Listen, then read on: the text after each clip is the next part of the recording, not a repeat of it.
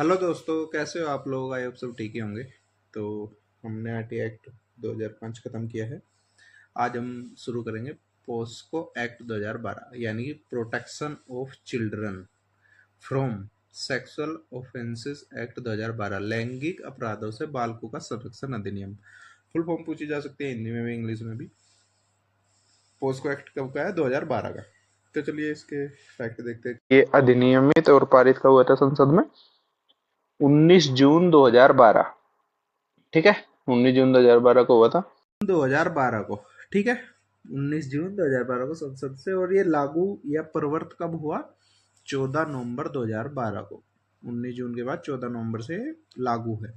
धारा इसमें है 46, ठीक है। हम मेन मेन पढ़ेंगे, 46 नहीं पढ़ेंगे। अध्याय है इसमें 9, चैप्टर 9 है। अनुसूची कितनी है इसमें? इसमें सिर्फ एक ही अनुसूची है, सशस्त्र बल व सुरक्षा वालों के लिए, ठीक है। कि भाई क्या क्या इसमें दिया गया है, इनकी परिभाषा वगैरह, और जो भी है कि इन पे क्या क्या ये लागू, इन पे क्या क्या है इसमें कानून, ठीक है, उसकी अनुसूची। यह कानून, एक बात याद रखनी है, बहुत मोस्ट इम्पोर्टेंट है, कि ये जेंडर न्यूट्रल है। मतलब क्या है कि भाई इसमें चिल्ड्रन में ये नहीं देखा जाएगा कि सिर्फ लड़की लड़की, लड़कों के लिए भी ये पोस्को एक्ट लागू होता है। तो यह कानून कैसे हुआ? जेंडर न्यूट्रल, ठीक। अब हम धारा या सेक्शन 1 देखते हैं। इसका संक्षिप्त नाम, प्रारंभ और विस्तार। संक्षिप्त नाम क्या है इसका? POCSO act 2012। और अगर हिंदी इंग्लिश में पूछे तो protection of children from sexual offences act 2012। प्रारंभ कब हुआ? प्रारंभ की डेट होती है जो लागू की डेट होती है प्रवर्त की, 14 नवंबर 2012। और इसका विस्तार किस पर है? कि भारत के किस भाग पर? संपूर्ण भारत पर है, ठीक। अब हम सेक्शन 2 देखते हैं, इसमें परिभाषाएं दी जाती है। सेक्शन 2 का हम डी देखते हैं। बालक की क्या परिभाषा है? जिसकी आयु 18 वर्ष से कम हो वह बालक माना जाएगा, लड़का हो या लड़की। सेक्शन 2 सी, ठीक है। 2 सी में क्या है? सशस्त्र बल व सुरक्षा बलों की परिभाषा, ठीक है। सशस्त्र बल व सुरक्षा बलों की परिभाषा दी गई है, ठीक है। सेक्शन 2 डी ए, बालक संबंधी अश्लील सामग्री, चाइल्ड पोर्नोग्राफी, ठीक है।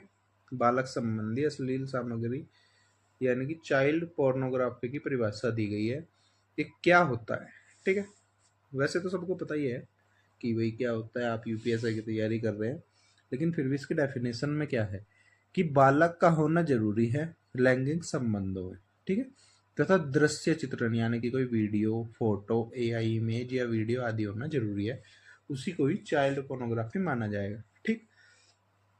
सेक्शन 3 में देखते हैं प्रवेशन लैंगिक हमला, ठीक है। पीएसए बोलते हैं इसको, पेनिट्रेटिव सेक्सुअल असॉल्ट, ठीक है। पीएसए, प्रवेशन लैंगिक हमला। ये क्या होता है जी? ये देखते हैं। यदि कोई अपने पेनिस को बालक के वेजाइना, माउथ, एनस या यूरिथ्रिया में प्रवेश कराता है, या पेनिस से अलग कोई अंग प्रवेश कराता हो, तो भी प्रवेशन लैंगिक हमला है। बालक के शरीर के किसी भाग को ऐसे स्पर्श करता है कि वेजाइना, माउथ, एनस, यूरिथ्रिया में प्रवेश पा सके, या फिर पीएसए यानी कि प्रवेशन लैंगिक हमला, पेनिट्रेटिव सेक्सुअल असॉल्ट का ग्राउंड तैयार करे, इस तरह से कोई छूता हो, या बालक के पेनिस या फिर वेजाइना या एनस या यूरिथ्रिया पर मुंह लगाता है, या बालक को ऐसा करने को कहता है, ठीक है। ये तीनों कंडीशन प्रवेशन लैंगिक हमला मानी जाती है। पीएसए, पेनिट्रेटिव सेक्सुअल असॉल्ट, क्या क्या? कि भाई बालक के अपने पेनिस को बालक के वेजाइना, माउथ, एनस, यूरिथ्रिया में प्रवेश कराए, ठीक है, या अलग कोई भी अंग अपना प्रवेश कराए, या फिर ऐसे स्पर्श करे कि उसमें प्रवेश पा सके, या पीएसए का ग्राउंड तैयार करे, या फिर बालक के पेनिस, वेजाइना, एनस, यूरिथ्रिया पर मुंह लगाता है, या बालक को ऐसा करने को कहता है। तो सेक्शन 4 में इसका दंड है। प्रवेशन लैंगिक हमला पीएसए के लिए दंड क्या है? इसमें देखा जाए तो जेल कम से कम 10 साल है। जेल कितनी है जी? जेल है 10 साल। ज़्यादा से ज़्यादा, ये तो कम से कम 10 साल, ज़्यादा से ज़्यादा आजीवन कारावास हो सकता है, प्लस जुर्माना जो कि कोर्ट तय करेगा, ठीक है। जुर्माना कितना? जो कोर्ट तय करेगा, ठीक है। अब हम देखते हैं कि यदि पीएस से 16 साल से कम आयु के बालक के साथ हो, पेनिट्रेटिव सेक्सुअल असॉल्ट 16 वर्ष से कम आयु के बालक के साथ हो, तो जेल कम से कम कितनी हो जाएगी, डबल 20 साल। ठीक है, जेल 20 साल हो जाएगी, ज्यादा से ज्यादा आजीवन कारावास ही रहेगा। ठीक है, जुर्माना भी लगेगा, कोर्ट तय करेगा। और इसमें एक नोट है, जो जुर्माना लगाया जाएगा वह उस बालक को दिया जाएगा जिससे उस बालक का मेडिकल उपचार हो सके या फिर पुनर्वास हो सके। जुर्माना बालक को ही दिया जाएगा। ठीक है, पीएसए के लिए दंड देख लिया, जेल कम से कम 10 साल, ज्यादा से ज्यादा आजीवन कारावास प्लस जुर्माना। और अगर पीएसए 16 साल से कम आयु के बच्चे के साथ होता है तो डबल हो जाएगी, 20 साल कम से कम जेल और ज्यादा से ज्यादा आजीवन कारावास ही रहेगी प्लस दंड। और जो जुर्माना कोर्ट लगाएगा उस बालक को ही दिया जाएगा ताकि उसका मेडिकल ट्रीटमेंट और पुनर्वास हो सके। अब हम देखते हैं गुरुतर प्रवेशन लैंगिक हमला, यह एग्रोवेटेड पीएस से गुरुतर प्रवेशन लैंगिक हमला, यानी कि इसको एक नाम दिया गया है एग्रोवेटेड पीएस से, पेनिट्रेटिव सेक्सुअल असॉल्ट। यदि पीएस से किसी पुलिस अधिकारी द्वारा, सशस्त्र बलों के सदस्य द्वारा या लोक सेवक द्वारा या स्कूल का स्टाफ हो, हॉस्पिटल स्टाफ हो, जेल स्टाफ हो या गैंग में हो, पीएस से पेनिट्रेटिव सेक्सुअल असॉल्ट, तो उसको गुरुतर प्रवेशन लैंगिक हमला माना जाएगा। इसके लिए क्या दंड है, जेल कठोर कारावास कम से कम 20 साल, वो भी कठोर कारावास। ठीक है, ज्यादा से ज्यादा आजीवन कारावास या फिर फांसी, मृत्युदंड प्लस जुर्माना जो कोर्ट चाहे। गुरुतर प्रवेशन लैंगिक हमला किसको, कोई पुलिस अधिकारी, सशस्त्र बल, फौज, कोई भी लोक सेवक, स्कूल स्टाफ, पुलिस वाले, हॉस्पिटल स्टाफ, जेल स्टाफ या गैंग में पीएस से करे। ठीक है, पीएस से समझ रहे हो, फुल फॉर्म बता चुका हूँ, पेनिट्रेटिव सेक्सुअल असॉल्ट। इसके लिए दंड यह है कि कठोर कारावास को जेल होगी 20 साल कम से कम, ज्यादा से ज्यादा आजीवन कारावास या फांसी प्लस जुर्माना तो रहेगा ही जो कोर्ट चाहे। सेक्शन 7 में देखते हैं हम कि लैंगिक हमला, सेक्सुअल असॉल्ट किसे कहा जाएगा। ठीक है, सेक्सुअल असॉल्ट क्या होता है, लैंगिक हमला क्या होता है। यदि कोई व्यक्ति सेक्सुअल इंटेंशन से किसी बालक के वेजाइना, पेनिस, एनस या ब्रेस्ट को टच करता है या ऐसा करने को बालक को कहता है। नोट, इसमें पेनिट्रेशन शामिल नहीं है। ठीक है, पेनिट्रेशन समझते ही होंगे सब लोग, आई होप सब मैच्योर ही होंगे। यदि कोई व्यक्ति सेक्सुअल इंटेंशन से किसी बालक के वेजाइना, पेनिस, एनस, ब्रेस्ट को टच करता है या ऐसा करने के बालक को कहता है। नोट, इसमें पेनिट्रेशन नहीं है, टच करने के लिए कहता है या फिर खुद टच करता है तो उसको सेक्सुअल असॉल्ट माना जाएगा। सेक्शन 8 में है सेक्सुअल असॉल्ट, लैंगिक हमले का दंड, जेल कम से कम 3 साल है। ठीक है, सेक्सुअल असॉल्ट में 3 साल जेल, ज्यादा से ज्यादा 5 साल प्लस जुर्माना तो रहता ही है जो कोर्ट चाहे। ठीक है, अब हम देखते हैं सेक्शन 9। सेक्शन 9 में है गुरुतर लैंगिक हमला। ये क्या होता है जी, यदि लैंगिक हमला किसी पुलिस अधिकारी, सशस्त्र बल के सदस्य, लोक सेवक, hospital staff, school staff, jail staff, gang में, तो यह गुरुतर लैंगिक हमला माना जाएगा। ठीक है, गुरुतर ऐड हो जाता है अगर कोई, मतलब जो वाला बंदा कर रहा है, समझ रहे हो ना, मोटी मोटी भाषा में। सेक्शन 10 में गुरुतर लैंगिक हमले का दंड है, जेल कम से कम इनको 5 साल लगेगी, ज्यादा से ज्यादा 7 साल और जुर्माना जो कोर्ट डिसाइड करे। गुरुतर लैंगिक हमला, गुरुतर सेक्सुअल असॉल्ट का दंड क्या है, कम से कम जेल 5 साल, ज्यादा से ज्यादा 7 साल और जुर्माना जो कोर्ट डिसाइड करे। अब हम देखते हैं कि सेक्शन 11 लैंगिक उत्पीड़न, सेक्सुअल हरासमेंट। बहुत वर्ड सुनते हैं ना हम, सेक्सुअल हरासमेंट, तो इसका हिंदी में क्या मतलब होता है, लैंगिक उत्पीड़न। चलो देखते हैं क्या होता है।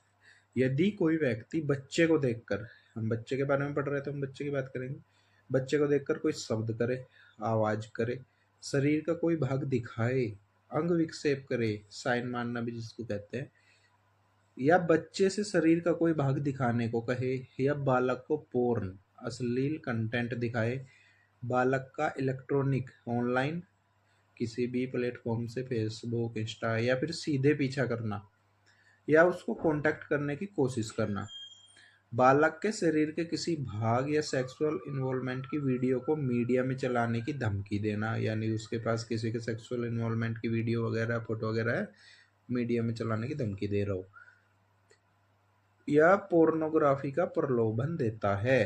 ठीक है, तो उन सबको सेक्सुअल हरासमेंट माना जाएगा। इसके लिए सेक्शन 12 में दंड है कि सेक्शन 12 में क्या दंड है, सेक्शन 12 में दंड है कि ये जो लैंगिक उत्पीड़न का दंड है, जेल इसमें 3 माह तक होती है। समझ में आ गया? कब तक जेल होगी? 3 माह तक। अब हम सेक्शन 13 पढ़ेंगे। इसमें क्या है? अश्लील प्रयोजनों के लिए बालकों का उपयोग। ठीक है, अश्लील प्रयोजन, ठीक है, के लिए बालकों का उपयोग। यदि कोई व्यक्ति किसी भी तरह की मीडिया, चाहे विज्ञापन, कार्यक्रम में बालक का प्राइवेट पार्ट दिखाता है, बालक का सेक्सुअल इन्वॉल्वमेंट को दिखाए, बालक को अश्लील तरीके से दिखाए, तो माना जाएगा वह बालक का उपयोग अश्लील प्रयोजनों के लिए कर रहा है। ठीक है। सेक्शन 14 में क्या है? बालकों का अश्लील उपयोग करने का क्या दंड है? जेल 5 साल से कम नहीं फर्स्ट बार में, प्लस जुर्माना। अगर पहली बार कर रहा है तो 5 साल से कम जेल नहीं होगी, प्लस जुर्माना। दूसरी बार भी कर रहा है तो 7 साल से कम नहीं होगी और प्लस जुर्माना। अब हम देखते हैं सेक्शन 15, चाइल्ड पोर्नोग्राफी से संबंधित अपराध व दंड। ठीक है। पहला अपराध, अश्लील सामग्री को स्टोर करना मोबाइल में। पहली बार में क्या है? 5,000 रुपये का जुर्माना कम से कम लगेगा। दूसरी बार में 10,000 रुपये का, ठीक है, जुर्माना लगेगा अगर आपने स्टोर भी कर रखा है। दूसरा अपराध क्या है? अश्लील सामग्री को बांटना, दिखाना या प्रचार करना। जो शेयर करते रहते हो ना, उन सब पे भी दंड है। दंड क्या है? जेल है 3 साल तक या जुर्माना। कोर्ट डिसाइड करेगा जेल भेजे या फिर जुर्माना लगाए। कोर्ट ये भी कह सकता है कि दोनों से भी दंडित कर सकता है। ठीक है। तीसरा अपराध क्या है? अश्लील सामग्री बेचने के लिए स्टोर करता हो, जो दुकानों पे वगैरह जहाँ पे अश्लील सामग्री मिल जाती है वहाँ बेचने के लिए स्टोर कर रखा हो। इसमें दंड है प्रथम बार में कम से कम 3 साल की सजा, ज़्यादा से ज़्यादा 5 साल की, और जुर्माना। दूसरी बार करते हुए पकड़ा गया है तो कम से कम 5 साल की सजा, ज़्यादा से ज़्यादा 7 साल की, प्लस जुर्माना। ठीक है। सेक्शन 19 में है अपराधों की रिपोर्ट करना। तो हम देखते हैं, यदि पोस्को, ठीक है, पोस्को एक्ट के तहत अपराध है तो रिपोर्ट कहाँ किया जाएगा? इसमें दो है, विशेष किशोर पुलिस यूनिट, ठीक है, इसमें, फिर स्थानीय पुलिस, इन दोनों के पास कर सकते हैं रिपोर्ट। ठीक है, कोई भी कर सकता है। सेक्शन 20, यदि पोस्को एक्ट से संबंधित अपराध होता है तो मीडिया, होटल, लॉज, अस्पताल, क्लब में स्टूडियो का कर्मचारी, इन सब की जिम्मेदारी की अपराध की जानकारी व चाइल्ड पोर्नोग्राफी की जानकारी पुलिस को दे। सेक्शन 20 में है पोस्को एक्ट से संबंधित अपराध कहीं हो रहा है तो इन सब की जिम्मेदारी है कि ये इसकी जानकारी पुलिस को दे। सेक्शन 22 में क्या है? पोस्को एक्ट के तहत झूठा मुकदमा अगर दर्ज कर रहा है तो उस पर दंड मिलेगा। झूठा केस करने पर उस पर जेल होगी 6 माह तक, प्लस जुर्माना झूठे मुकदमे पे। ठीक है। सेक्शन 24 में बालक का बयान स्टेटमेंट रिकॉर्ड करना। बयान कहाँ रिकॉर्ड होगा? घर पर हो सकता है। 24 में बालक का बयान रिकॉर्ड करना स्टेटमेंट कहाँ होगा? घर पर, जहाँ साधारणतः बालक रहता है वहां पे भी हो सकता है। बालक की पसंद की जगह भी हो सकता है, घर पे नहीं कराना, जहाँ उसका मन करे वहां पे। कौन रिकॉर्ड करेगा? मिनिमम एसआई रैंक का अधिकारी, और वो भी फीमेल ऑफिसर। बयान लेते समय यूनिफॉर्म में नहीं रहेगी। रात में बालक को थाने में नहीं रोका जाएगा। ठीक है। बालक की पहचान उजागर नहीं की जाएगी जब तक कोर्ट अनुमति ना दे। सेक्शन 25 में देखते हैं, मजिस्ट्रेट के द्वारा बालक का स्टेटमेंट रिकॉर्ड करना। 25 में है मजिस्ट्रेट के द्वारा बालक का स्टेटमेंट रिकॉर्ड होगा। 27 में है बालक का मेडिकल टेस्ट। बालिका के मामले में केवल महिला डॉक्टर जांच करेगी, लेकिन अगर लड़का है तो महिला और मेल, पुरुष दोनों डॉक्टर कर सकते हैं। मेडिकल टेस्ट के समय बालक बालिका के साथ परिजन भी रहेंगे, पेरेंट जरूर रहेंगे मेडिकल टेस्ट के समय। ठीक है। सेक्शन 28 में है स्पेशल कोर्ट का गठन, विशेष न्यायालय का गठन। जल्दी सुनवाई के लिए इसका गठन कौन करेगा? स्पेशल कोर्ट का याद रखना राज्य सरकार करेगी। हर जिले में सत्र न्यायालय को ही, जो जिला न्यायालय सत्र न्यायालय होता है, ऐसा विशेष न्यायालय बनाया जाएगा। स्पेशल कोर्ट के गठन के पहले राज्य के मुख्य न्यायाधीश से सलाह जरूर ली जाएगी। ठीक है। स्पेशल कोर्ट जल्दी सुनवाई के लिए राज्य सरकार करेगी। किसे बनाएगा? जो सत्र न्यायालय हो जिले में, उसी को विशेष न्यायालय बनाया जाएगा। गठन से पहले राज्य के मुख्य न्यायाधीश से सलाह ली जाएगी। ठीक है। अब हम देखते हैं सेक्शन 32, विशेष लोक अभियोजक, स्पेशल पब्लिक प्रोसिक्यूटर। ठीक है। इन्हें विशेष न्यायालयों में नियुक्त किया जाएगा। सेक्शन 32 में विशेष लोक अभियोजक, इन्हें विशेष अब न्यायालयों में नियुक्त किया जाएगा। इंग्लिश में क्या कहते हैं, स्पेशल पब्लिक प्रोसिक्यूटर। सेक्शन 33 में स्पेशल कोर्ट की प्रक्रिया एवं शक्तियाँ, ठीक है। 33 में सेक्शन 35 में बच्चे के साक्ष्य प्रूफ को रिकॉर्ड करना। कितने दिनों में रिकॉर्ड? अपराध की जानकारी मिलने से 30 दिन के भीतर बच्चे के साक्ष्यों का रिकॉर्ड किया जाएगा। कितने दिनों के भीतर? 30 दिन के भीतर। मामले का निपटारा, पोस्को एक्ट से संबंधित मामले की सुनवाई कितने दिनों में जो निपटारा करना जरूरी है? अपराध की जानकारी की तारीख से 1 साल के अंदर, ठीक है। कितने दिनों में रिकॉर्ड होगा उसका प्रूफ? 30 दिन में। और मामले का निपटारा 1 साल के अंदर किया जाएगा। सेक्शन 36, साक्ष्य देते समय अपराधी बालक के सामने नहीं होगा। 36 में क्या कहा गया है कि जब बच्चा प्रूफ या रिकॉर्ड दे रहा है तो अपराधी बालक के सामने बिल्कुल नहीं होगा। सेक्शन 37, विचारण, ट्रायल का बंद कमरे में किया जाना। यदि कोर्ट चाहे तो सुनवाई को बंद कमरे में कर सकता है। बालक के माता पिता है, उसके साथ उससे माता पिता को नहीं लाना, कोई खास व्यक्ति है तो वो विचारण यानी कि ट्रायल में शामिल रहेगा, ठीक है। ट्रायल को विचारण भी कहते हैं। सेक्शन 37 में था। सेक्शन 43 में क्या है, 43 में, केंद्र सरकार व राज्य सरकार इस एक्ट के संबंध में जागरूकता फैलाएगी। कहाँ पर और कैसे? रेडियो से, टीवी से, मीडिया के माध्यम से फैलाएगी।